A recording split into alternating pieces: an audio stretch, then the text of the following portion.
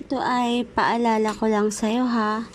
Huwag na huwag kang magpapaka-stress sa ibang tao o mga taong nang nasa paligid mo. Kasi hindi lahat ng tao kailangan mo ng patulan. Hindi lahat ng isyo o paninira sa'yo ay kailangan mo ng explanation mo. Conserve mo yung energy mo sa mga bagay na mahalaga. Katulad ng passion mo o yung mga bagay na alam mo na makakapag-improve pa lalo na sa sarili mo. Kasi mahalaga sa lahat yung mental health mo. Kaya wag mo nang patulan pa kundi hayaan mo na lang sila.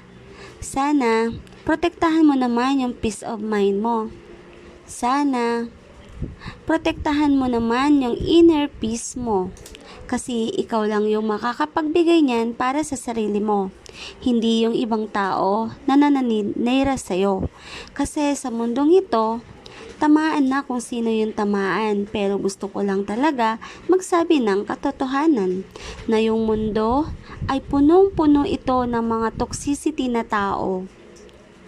Kaya naman, pumili tayo ng mga dapat nating patulan. Pumili tayo ng mga taong ating kailangan na labanan. Kasi sayang yung energy mo yung lakas mo sa kaka-explain sa mga taong toxic na nasa paligid mo. Okay?